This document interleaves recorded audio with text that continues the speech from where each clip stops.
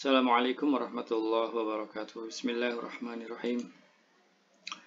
Pada video kali ini saya akan membahas tentang pengaruh Al-Imam Al-Ghazali pada Al-Baraya, khususnya kitab Ihya Ulumuddin pada kitab atau buku Etikon karya Baraya. Sebelumnya kita lihat dulu bagaimana Al-Imam Al-Ghazali ditulis secara singkat oleh Baraya dalam buku beliau Maktabanut Zabni atau kitab sejarah dunia yang tulis oleh Baraya. Beliau memuat nama ulama Islam Al-Ghazali dalam buku beliau ini. Beliau menyebutkan, di sini kita coba terjemahkan dengan sedikit penjelasan gramatikal ya.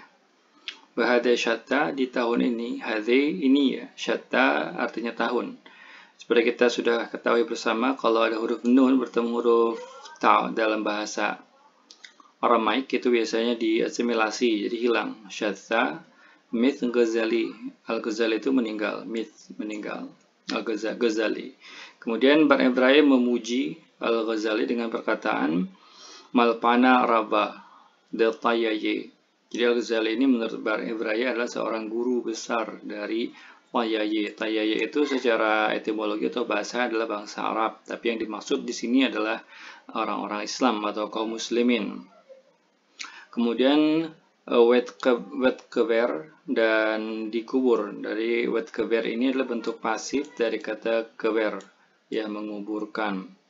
Nah, seperti ini. Dimasukkan ke pola etfl menjadi etkever. Dikuburkan Al-Ghazali Batarsus di Tarsus di Kilikia di wilayah Kilikia.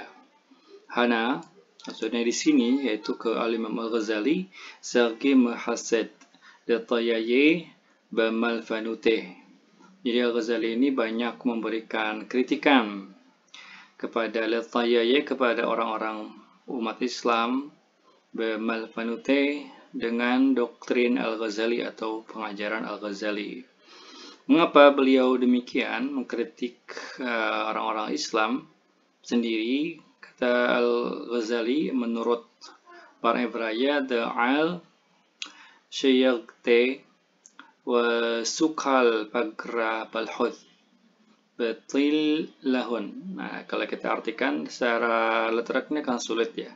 Jadi kita coba artikan secara bebas dulu, karena orang-orang Islam itu hanya peduli masalah wudhu dan kebersihan tubuh aja. Tapi oke, sampai situ dulu. Kita coba lihat dari aspek linguistiknya. Da'al syayagte ini adalah syayagte artinya wudhu ya. Ini tentang wudhu gitu ya. Ini ada siame bentuk jama, jadi baca syayagte usukal pagra. Nah, di sini sukal artinya membersihkan. Ya, asalnya sukla karena ini ilofat atau construct state dengan kata pagra, tubuh, maka dibaca sukal.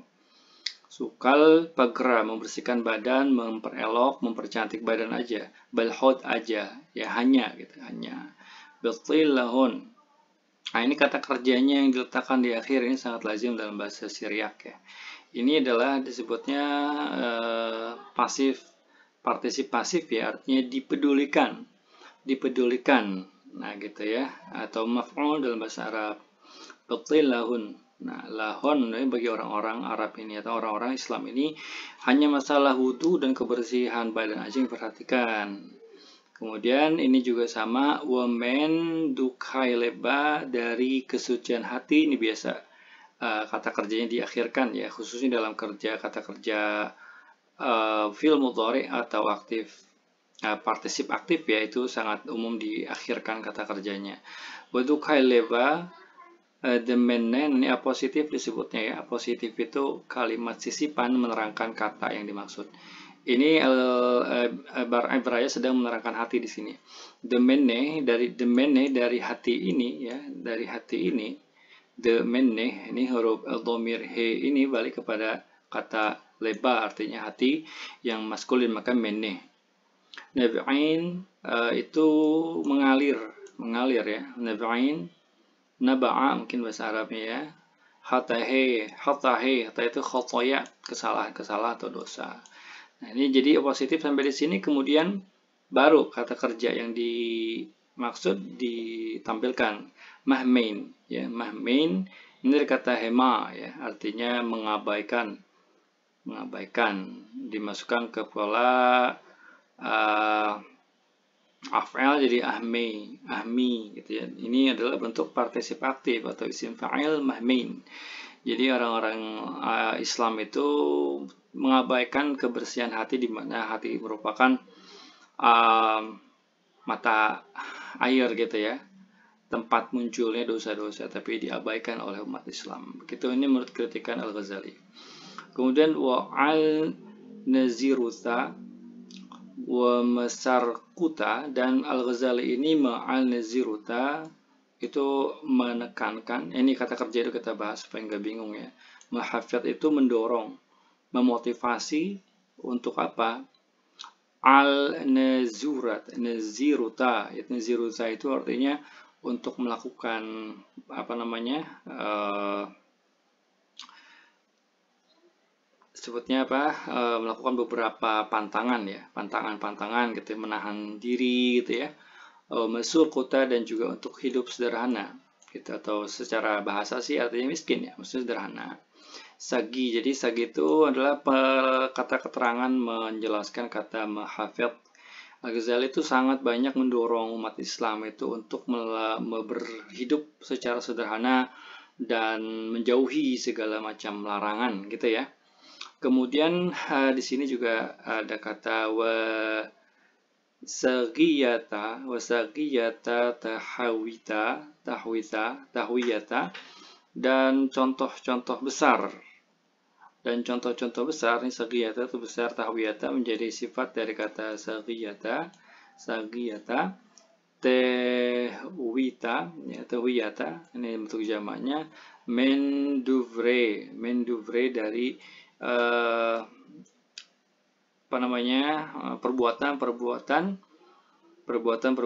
da'abahata madvaraye, jadi perbuatan para bapak-bapak gereja padang pasir ya. Madvara itu padang pasir, atau dalam bahasa Inggris desert father. Nah, di sini ada kata abahata yang merupakan jamak dari kata aba. Kalau diartikan secara arti bapak teologis, maka dijamakkan menjadi abahata. Ketika diterjemahkan menjadi dimaksudkan ayah biologis, maka abahe, seperti itu ya. Maitewa, nah ini maitewa, dimana ini bentuk lampau ya, maitewa. Ini dibaca huruf H-nya ada linea okultan, maitewa. Al-Ghazali itu mencatatkan, memasukkan ya tentang perbuatan-perbuatan bapak-bapak padang pasir gitu ya, bapak-bapak gereja itu, yang menurut Al-Biraya ini sama dengan apa yang Al-Ghazali lakukan atau tuliskan tentang hidup sederhana, hidup miskin, hidup apa adanya, itu sama dengan perbuatan bapak-bapak gereja padang pasir menurut Al-Biraya. Yang beliau Al-Ghazali tuliskan Bmaktabanute, yang beliau tuliskan dalam tulisan-tulisan beliau, wabil khusus kitab Ihya Ulumuddin. Hai Ravta ya, kitab ini merupakan Ravta merupakan sifat dari Mahbanute ya, karya-karya beliau yang besar ya. Ravta bentuk feminin dari kata Rabba. Wa alai, dan tentang Al-Ghazali, hudnai, aku masukkan ya. Jadi karena ada sifat atau karakteristik atau perbuatan-perbuatan yang mirip dengan bapak-bapak gereja, di mana harus hidup miskin, harus sederhana, maka Al-Biraya mencantumkan beliau dalam biografi kitab Maktabanuz Zabni ya. Baik, sekarang kita lihat kitab asli Al-Ghazali, itu Ihya Ulumuddin. Ini kitab ini sudah sangat masyhur, wabil khusus di kalangan para santri dan kiai ya. Nah, di sini dikutip dari keutamaan membaca Al-Quran atau adab membaca Al-Quran, kalau saya tidak salah, yaitu beliau mengatakan al-buka mustahabun ma'al qira'ah. Jadi kita disunahkan untuk menangis ketika membaca Quran. Qala Rasulullah sallallahu alaihi wasallam, Rasulullah mengatakan utlul Qur'ana wa buku fa illam tabku fatabakau. Bacalah Quran dan menangislah, fa illam tabku, kalau tidak bisa menangis, fatabakau, maka upayakanlah menangis. Bukan pura-pura menangis ya, tapi lebih pada paksalah untuk menangis gitu ya. Kemudian ini kita terjemahkan yang dari garis merah aja ya. Waqala Shalih al-Mariyi mengatakan qara'atul Qur'ana ala Rasulillah sallallahu alaihi wasallam fil manami faqala li ya Shalih hadhihi al-qira'ah fa ainal buka.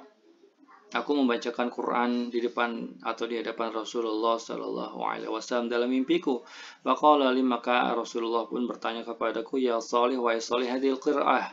Ini Quran. Final buka, terus di mana tangisannya? Nah, gitu ya. Jadi ini kurang afdol baca Quran tapi kita tidak menangis. Sekarang kita bandingkan dengan tulisan Bar Ebraya dalam kitab beliau Etikon.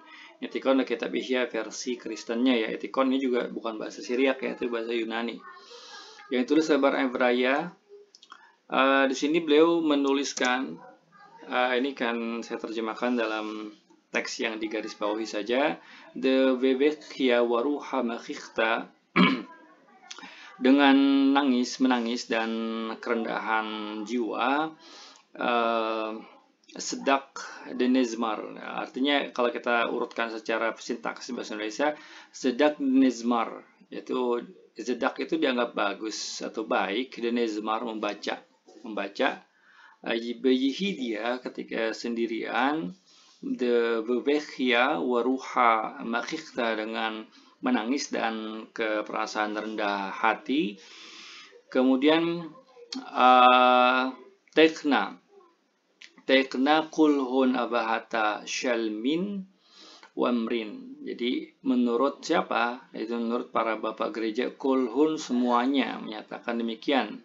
Shalmin ya udah menyimpulkan, wamrin dan mengatakan, artinya sudah ijma para bapak-bapak gereja ini untuk menangis dan tawadhu gitu ya saat membaca mazmur ya. Nezmar ini artinya membaca kitab mazmur gitu ya. Nah, kemudian kita lihat lagi terjemahan di bawahnya. Mayatra, kata Bar Ebraya, Mayatra, seorang apa disebutnya, sufi mungkin ya kalau bahasa Islaminya. Mayatra tani itu menceritakan tenak, dari kata tenak masuk ke pola af'al jadi tani. Seorang sufi menceritakan dehzet lam bahalma, jadi seorang aku melihat bahalma ya, aku dehzet aku melihat bahalma di mimpiku. Aihu deqara'na bamazmura. Aku di mimpi melihat diriku, deqara'na aku membaca mazmura, itu mazmur beqadam Dawid. Beqadam Dawid di hadapan David atau Daud bar